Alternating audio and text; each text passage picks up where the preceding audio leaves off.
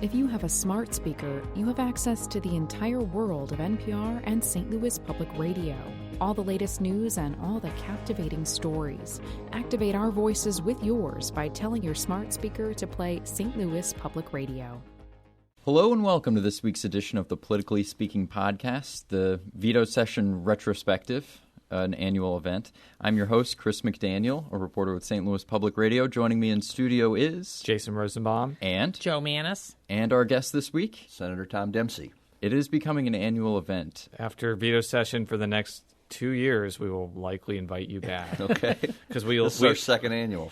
We like tradition here. Yes. So let's talk a little bit about veto session. Joe, you were there. What's the Spark Notes version of what happened? Veto sessions are held annually in the state capitol. They're generally in September. This is where the General Assembly either sustains or overrides the vetoes of bills that the governor has done over the summer. In this one, the General Assembly ended up overriding 10 of the governor's 33 vetoes of bills, and then they also overrode 47 of his 160 line item cuts from the state budget. Now, there are some legal questions about whether or not the General Assembly can do that. They've done it a couple times in the past, but there's been some discussion about the 47, and the governor can just turn around and withhold the money and just not put it out there. So there's that side drama, which Senator Dempsey can probably add further to it. But the upshot of it was that, yes, it actually tied last year's number of vetoes as far as the record. And Senator Dempsey is head of the state Senate, which actually 22 of the 33 bills that had been vetoed were from the Senate. So the Senate ended up playing a really particular pivotal role this time. And some of the key bills that were dealt with in one way or the other was all the financial stuff, a bunch of tax credits, a proposal to extend the state's waiting period for abortions to 72 hours. That was now in effect. The Senate played a key role. There's also a bill that did get through that expands gun rights in the state. And then there's a couple things that didn't get handled, including the school transfer bill, which got through the Senate but died in the House. So that's a very quick version, and Senator Dempsey knows a lot more about this than I do. And I should just note that I looked back at our scorecard last year, and we did count one of the line item vetoes in the 10. So yes, you could make an argument that, that it may have surpassed last year, and if you add the line item vetoes, it vastly surpassed last year. We'll let the mathematicians decide that. But anyways, it was a very active session. Yeah, we had a lot to consider, certainly with the record number of vetoes, a number of those being the line item vetoes. I wasn't really doing any predicting prior to veto session. Spent a few weeks running around the state visiting with senators one-on-one about their thoughts on veto session and then some other things, after session, like what do you want to work on. But going into veto session, Senator Schaefer and the appropriate budget chair Stream talked amongst leadership about just instead of trying to override all the budget items, to do the items that were most critical. And so that's how, we came to, what was the number, 37? I think 47. Sorry, 47. And we didn't end up getting to two of the bills because of the fallout from the abortion bill. And we had broad bipartisan support. Of course, the Attorney General put his letter out questioning. It wasn't a gotcha letter. It was really, when you look at historically what had happened on line item vetoes, and when you look at the Missouri Constitution, I really didn't have a clear handle on how to deal with them.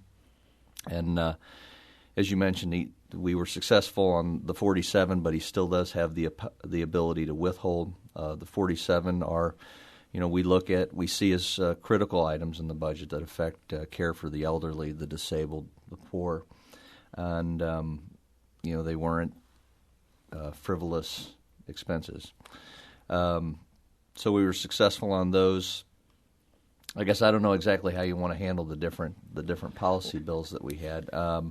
We on the governor's so-called Friday favors bills. When I did my press availability after veto session, I said, listen, where he had a legitimate point, we granted him that point. The data center bill was one that, frankly, the language that we used just wasn't, from a definition standpoint, tight enough. But we led off session with two bills that we thought weren't favors, but policy differences on how we should treat people and how we should treat small business people. And one was the Department of Revenue, the notification bill, because what we have now is, but the Department of Revenue in practice is kind of notification by audit, and that's how you find out that they've reinterpreted statute, and where you were never deemed to have collected sales tax before, you're now not only supposed to start collecting it, but you're liable for as far back as they can look for what you didn't collect.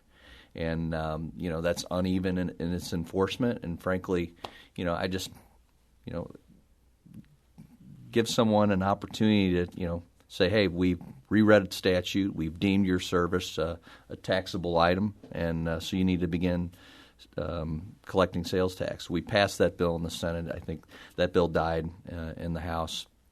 The burden of proof bill was overridden, and that's, we believe that we're innocent until proven guilty in this country, and we think that should apply to tax cases as well. It does for small businesses. This will allow that same standard to apply for businesses that have over $7 million in revenue. So that was really kind of the one bill on that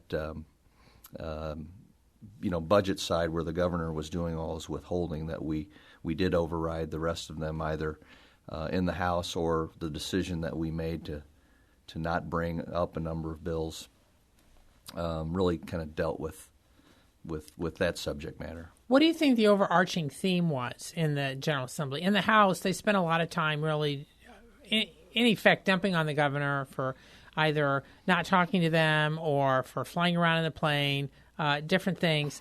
But from your perspective, what was this basically the General Assembly saying we don't like what you're doing, or we don't like the fact that you don't talk to us, or just sort of how do you see what happened? Well, I think when you look at even on the e-cigarette bill, a number of the other bills, even the ones that I've mentioned, there was Democrat support, I think, in both chambers, and I think there has been this level of frustration with the governor and his staff not really being involved until after the fact, and I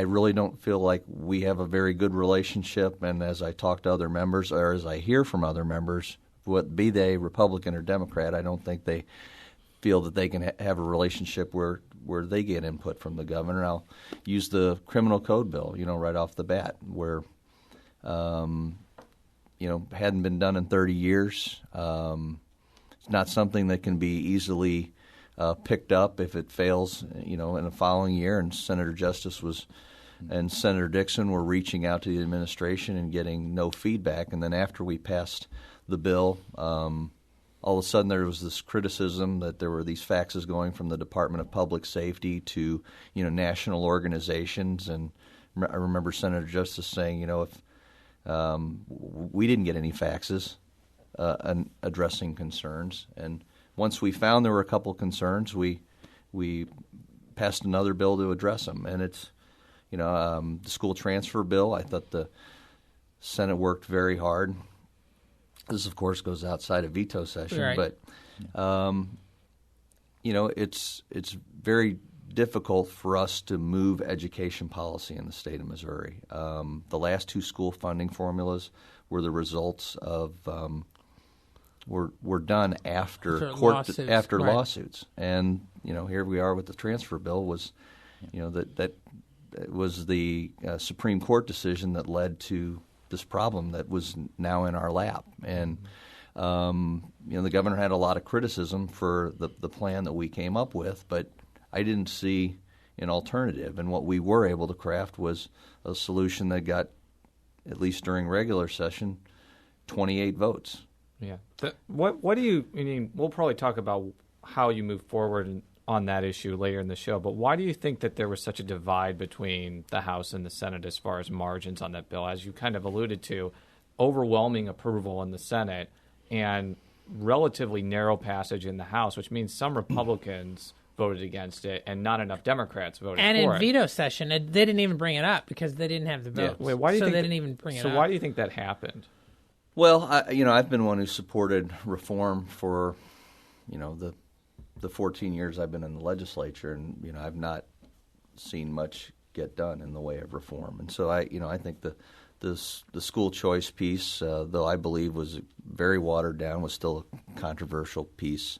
But the House had 89 votes. That's 6 more votes than we had for the school funding formula when we did it in 2005, I think it was. Right, but they needed 20 more. Well, yeah, we needed to have a veto-proof majority because the governor didn't support it. Right. Yeah. But now, So do you think there will be? And then I want to get to the abortion bill because that was kind of key at the end. Do you think that the transfer issue will be resurrected next session? That you'll have to deal with it again? I'm not sure. Certainly, if the governor were to call people together or have a summit on it, or take a leadership position on it, it would potentially create some momentum for it. I don't know if he sees that based on what the State Board of Education is doing, that is sufficient. So I don't have a clear indication on what we're going to do next year on that. And it's kind of similar with the transportation funding. I think most people, though that there was not the support for the revenue proposal that was put forward, there was a lot of discussion about a recognition of the upcoming or pending shortfall in our inability to match federal funds here in a year or so.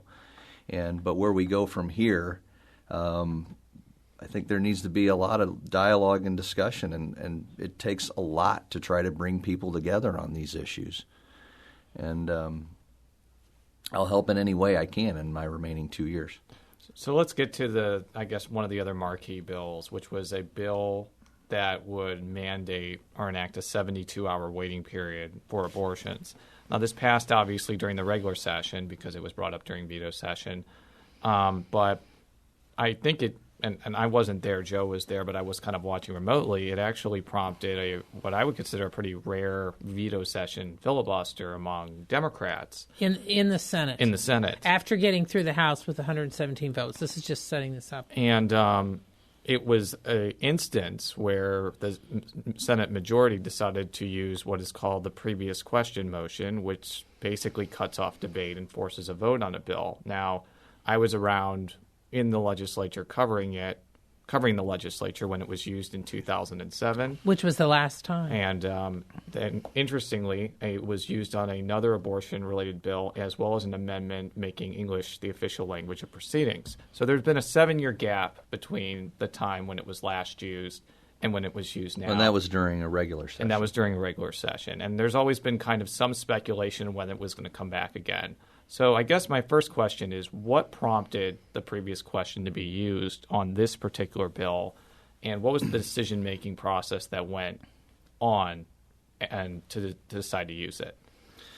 As you mentioned, the last was in 2007. I arrived in the Senate from a special election 2007, so my first day in the Senate was January of 2008. So this was the first PQ motion that I've been a part of. I was not aware that there was going to be a filibuster on the abortion bill until we got to the bill. Really? Correct. I'd heard a rumor that possibly. Just because I'd heard it. I'd heard a rumor on the gun bill or on the abortion bill, but you hear a lot of rumors in that building, and so I don't, and I may have passing thought about it, but I've just kind of felt, well, we'll deal with it when we get there. I'm not so sure that's going to happen, and then of course it did, and everybody knew that at some point we were going to be losing a member, that Senator Pierce had a family. Yes, so he would not be commitment. there on Thursday. So any key votes like this had to be done on Wednesday. And the Senate correct? only has 23 Republicans right now. And unlike the House, where there are some conservative Democrats that may have switched over, there really aren't any anti-abortion Democrats in the Senate right now. So continue. So you had that information out there, and then I think what it came down to, and Senator Justice I think indicated this on the floor. I think there was who was filibustering. I think Senator Justice was engaged in it. Yeah. She was inquiring of she's Senator the minority leader. Sifton Yeah. and Senator Lavoda, Yes. and I think Jolie was heading it up. And the people that send you to Jefferson City want you to fight for them, and kind of what she had indicated is that the way that session ended up and with the abortion bill passing from their perspective, and we disagree on the issue, certainly, was that she was getting calls not only from her district, from around the state of Missouri, that people were criticizing Democrats for not fighting. And go back to, I heard one of the senators mentioned, I don't know this lady's name, but the legislator down in Texas. Wendy Davis. Wendy Davis. Who's Thanks. now running for governor. That's what they that's Who interestingly they want to champion on issues. And not to get too much on a tangent, but she was actually filibustering a bill that was somewhat similar to the 2007 bill, which enacted ambulatory surgical standards for abortion clinics here. But that's kind of an aside, continue. And we have on our side, it's we've been advancing legislation reducing abortions in Missouri for many years, and this is similar to a bill that was enacted in South Dakota, one that has not been challenged in federal court. Well, it was challenged, but then there was a deal cut. But it was withdrawn, I guess. Right, correct. She made it clear that she was going to filibuster the bill, and we have a 23-member majority. We'd spent weeks working on this legislation, discussing it during session, and had passed it. We look at the veto as really it's a separation of powers issue. It is a power that lies with the legislature to put a bill into law over the governor's objection, and so that there's not really amending to the legislation. You're not dealing with any other bills, only those bills that have been vetoed. And we knew that the only way that we were going to get to a vote on the bill, based on what Senator Justice was telling us, and based on the limited amount of time we had, because we were going to be losing a member, the number we needed to override. We quickly made the decision that we can override it at midnight, or we can override it at 4 o'clock in the morning. That the filibuster on a veto session was a special circumstance, and that just felt strongly that we needed to bring the issue to a vote. So why did you decide to use it on that, but not on some of the other issues that have been filibustered over the years? We did a kind of, in the limited amount of time we had, a quick research of history. I'm sure there will be people doing more in light of the action that we took, but could not remember a filibuster during a veto session. Just to our knowledge, hadn't been done. Okay, so what happened was there was a letter circulated, correct? Isn't that right? You have to put 5 signatures forward. We put 21 of our 23 members signed it. So then there's that comes up. I know that Justice was trying to propose an alternative motion. Yes, but a previous question motion is Correct. a privilege motion. So when it's done, there's nothing you can do to stop it. Yeah, you can't. That's a motion that does not. You cannot substitute that motion. Okay, so then, all right. So the filibuster's killed. You have the final vote. Yeah, there's no debate. So you do the PQ. You put the letter forward. You do the motion for the previous question, and that basically then the question is the passage of the bill. Right. Yeah, and just as an aside, The U.S. Senate does not have this because Aaron Burr knocked it out in the early 1800s. So he did more than just shoot and kill Alexander Hamilton. He also knocked out the PQ in the U.S. Senate. Yes. But that's a whole other thing. But I guess Been doing a little bit of research yourself. that's quite a bit of research. So I guess my question, as somebody who follows the Senate and its operations pretty closely, is this just kind of an aberration or a one-time thing, or is the Senate Republican majority going to be willing to use this more regularly come regular session? Well, I think that's a question that a lot of people are asking, Democrats included, since we are going to come back in the majority. And it's not, as I said, I think the circumstances were as it applied to veto session. Mm-hmm. So, And I don't, we're not, we still wish to be the deliberative body that we have been. But we deal with very serious issues. There's serious disagreement. But year in and year out, we found a way to not have to use that motion. But there's a responsibility among all members. And yes, you have a right to the filibuster. That is within our rules, and is a right that we have held almost supreme in the Missouri Senate. But also in the rules is the motion to shut off the debate. Yeah.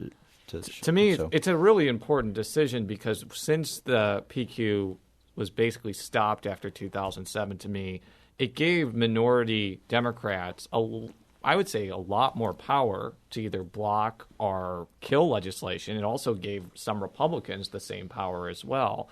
So, that's been the reluctance, frankly, that some of my members have to use it. And I believe probably why at least one, maybe even both of the Republican members two members did not sign the PQ. Who were they again? Schaaf and Dixon. Yeah, that makes sense because they've done their share of filibusters. The concern that the filibuster, because it brings this enormous amount of power or influence to the table when you have the ability to slow up or kill legislation. Yeah. So, and that lies with each senator. So even my own members, because I've had people frustrated with some things, on economic development a few years ago. I couldn't get past a handful of, my own members. Yes. So, so right after that, you had the vote, passed the bill, which now becomes law. And, of course, there may be some court challenges, but that's separate. But then soon after that, within minutes, if I'm correct, the Senate ended up shutting down. And the word was it was because the Democrats were so angry and said they were going to filibuster everything else. Can you at least explain what happened and why the Senate then shut down so any bill that had not been considered at that point died? Yeah, that happened in 2007. Okay. Also, it's and I think that's pretty much the understanding is that when you do something like that in the Senate, there are going to be consequences. When I came in 2008, there was a lot of repair that needed to be done. Frankly, everyone was bitter toward one another, and I remember Blunt had about 50 appointments that needed to be done in the first 30 days, and the Democrats were filibustering every appointment, and that's where Senators Justice Callahan and Barnitz met with myself and Senator Goodman and Senator Lager, and where we had a discussion about, okay, how do we get past this? So, going back to, Tuesday night? Wednesday night, late. Yeah, sorry, Wednesday night. Late Wednesday night. It was a long day. Yeah, I'm still recovering. No kidding. We did what we felt we needed to do. We had dealt with the major issues that had passed the Senate. There were a couple bills that we didn't deal with, and maybe one or two House bills, and just felt that, we had done enough this veto session. So the timing. So when the abortion bill came up, was there a thought in your mind that, well, if they do a filibuster and we have to do this, it means anything that's still on the table is dead? Or was there a decision to get some other bills up before you brought up the abortion bill because this could happen? Yeah, well, if I had known or if I had planned, that there was going to be a filibuster and we were going to choose to use a PQ motion to get, I could have put everything else in front of it. I could have structured the messages that came in from the House in the manner that the abortion bill was the last bill. Yeah. Do you think that invoking the PQ is going to embitter relationships going forward come January when we have a new session? Well, most people who follow it understand the importance of the PQ. You go talk to somebody in your next door neighbor or somebody at the grocery store, and they're like, who cares? I agree with that completely, but continue. But in terms of working relationships in Right. the Senate, I think it's we've got a few months now. We can, I'm going to try to meet with not only with some of the incoming Republican senators, but I want to reach out to Democrats during the remaining few months and have a cup of coffee and talk about what's important to them and concerns about the use of the PQ and try to get past it. Yeah, kind of the interesting subplot is, as I kind of mentioned, there were, I think, 7 or 8 Democrats who voted for this in the House. And really, no matter what happens in the next cycle of Senate elections, I think that the amount of people who are opposed to abortion rights in the Senate is either going to stay exactly the same or go up by at least 1, because Jeff Roorda voted to override that veto, and so did Ed Schieffer. They're both running against people who are voted to override that as well. So you could have a situation next year, regardless of the Democrat-Republican ratio, where it's even more antagonistic toward abortion rights. So that's something to keep in mind for the next couple of years. So we'll have to see. So do you expect any more abortion bills to come up next year, or do you know? I would say that, based on the bill that we got done this year, that it and the work that we've done in the last decade or so, that I don't have a bill in the pipeline for next year. I don't absolutely think it's necessary that we move on something next year. Now, last year, the key vote for you was on the gun bill, which you and that was the Senator Richard, nullification the gun bill. nullification bill that you and Senator Richard, number 2 in the Senate, killed. This time, there were some controversial provisions of this gun bill, but it went through in both chambers. On the Senate side, there was a little bit of discussion, but not a filibuster. Is there anything you want to say about this particular bill, as far as what made it okay this time? Well, I mean, the nullification bill was a very different bill, and it was challenging federal law, and the way that it was written would have made criminals out of reporters that published a name of a gun owner in a newspaper. And frankly, I was very concerned about something that would be very embarrassing to the party if that would have been passed into law, some circumstance like that, or related to some of the provisions related to law enforcement and how that language was written in the bill. So I didn't think it was drafted well enough, and I thought it could lead to some embarrassing situations. And frankly, as the one who goes out and talks to you guys every Monday and Thursday, I thought, listen, if I'm not comfortable defending it in front of you, then I shouldn't be voting for it. Yeah. This bill is, there's a lot of instability in the world.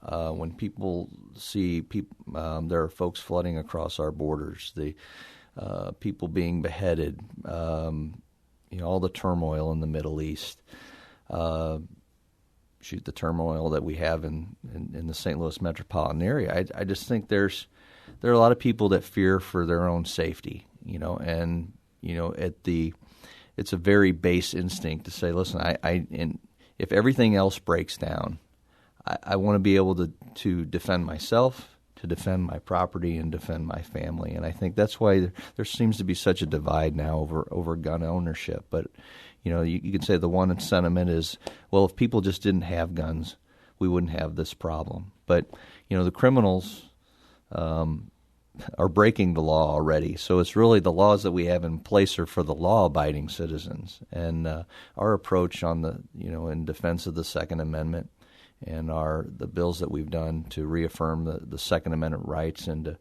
to support gun ownership, I think, are really based on that public safety element, and that people should have a right to protect themselves under, not to the expense of someone else's liberty, but in defense of their own. Now, I've been hearing that you and some other Senate leaders have been talking to some some of the members of the Black Caucus about legislation next year, possibly fallout from Ferguson. Is that correct? Because I had heard that you in particular were looking at least some legislation. I've not talked about any policy initiatives. I think there will be ideas that come out of. I think you're likely to see a major part of the governor's state of the state. Just kind of as I read the tea leaves here, and then I think we'll have initiatives that will try to get at some of the problems, and whether it be related to law enforcement, or there are things that go from even a more macro perspective over looking at the number of municipalities that we have in St. Louis and the kind of different the factionalized governments, how revenue is raised. I mean, to the justice system. So there's going to be a lot of input. Yeah. I'm trying to think about what would be the right way to structure a committee. Or do these bills need to go to different committees to give them the proper attention? So would the General Assembly deal with the fact that there's 90 municipalities in St. Louis County? Well, this is separate from Sure. the Ferguson issue, but I look at tax increment financing and how poor the public policy is here in the St. Louis metro region. I think part of the reason is the municipal warfare that exists between cities trying to fight over retail tax dollars. Mm-hmm. So, I don't. The reason why you have committee hearings, you have the ideas, you get testimony, and so I don't know what those decisions will be. But that is our job: is to address any policy consideration that comes out of this, and certainly we'll review the governor's handling of this and how the highway patrols function. Yeah. But we'll do it in due time when we get back to session in January. But you mentioned one of the things that I think and our previous guest mentioned is municipal courts. And one of the things that's gotten a lot of attention is how some of these municipal courts have kind of gone haywire and entrapped people who are low income in this cycle of like fines and imprisonment. And Caleb Jones seemed to indicate that was a big problem that the legislature may have to solve. Would you say that's a possibility? Well, I've 2 years ago sponsored legislation based on all the speeding tickets that are given out, and you have this revenue, this enormous amount of revenue that's being raised by very small municipalities that happen to have a couple of thousand feet of Highway 70.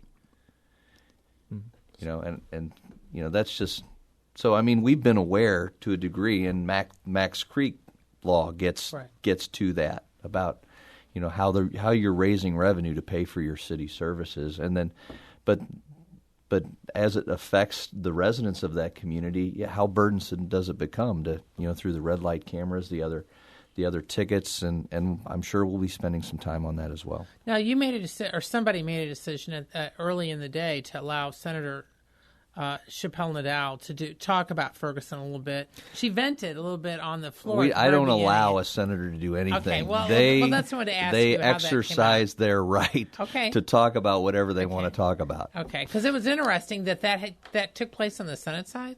Yes. But on the House side, there was a moment of silence for Michael Brown, and that was it. Yeah. I mean, it never came up. So I was just interested if she had come to talk to you earlier and tell you that she was going to do it, or I was just interested in how that came about.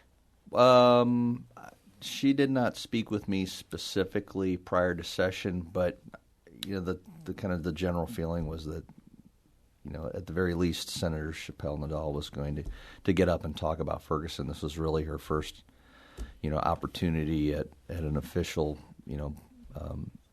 state Senate capacity on the Senate floor to really talk about it. And I know she brought up a couple of busloads of people, and she had 10 hours on a filibuster and looked like she was just getting comfortable. So I knew that we were probably going to be listening to her talk about Ferguson for a little bit, and it was important to listen to her. Yeah, I feel like she'll be talking about that when the session comes back. Just one quick thing. You have a campaign committee now that at least indicates that you might be raising money for statewide office in 2016. Anything you want to say? I don't plan on running for statewide office. I do. I am still interested in serving the public. I don't have any definite plans at this moment. I would have to talk my wife into it. But, from a leadership perspective, I do raise money to support candidates in the 2014 cycle. And, we'll see what happens. First things first, we need to do a good job for the people, and I try to keep my head down. The second injury fund 2 years ago, the criminal code. Those are things that give me satisfaction in the job, and that's why I continue to do it. I'll close this out here. You can read Joe and our State House reporter Marshall Griffin's stories from Veto Session at stlpublicradio.org. You can follow me on Twitter. You can follow Jason on Twitter as well. Jay Rosenbaum. And Joe. At Jay Mannies, that's JMANNIES. And the Senator can be followed on Twitter. I believe it is... I have a Twitter account. It's at Senator Dempsey. You haven't tweeted in like a year, though. I haven't. After the gun nullification bill, I took a breather. I think that was a wise decision. Twitter is kind of addictive. Well, I tell it's a restaurant business. You have a good experience, you tell 2 people. You have a bad experience, you tell 10. I'm not a negative person, and so I don't like to dwell on negativity. So It's time to move on. Well, if you didn't like this podcast, don't tweet at us either. Just keep it to yourself. Just wait till the next one. Yeah, which will be back next week. Until then, so long. The Gateway brings you the day's news from the St. Louis region and across Missouri. It also includes stories from the Illinois side of the river and our Metro East reporter, Will Bauer. In Alton, in Belleville, in East St. Louis, in Edwardsville, in Cahokia Heights, at Scott Air Force Base, I'm Will Bauer. St. Louis Public Radio. Listen to reports from Will and all of our journalists weekdays on the Gateway, on the STLPR app, and wherever you get podcasts.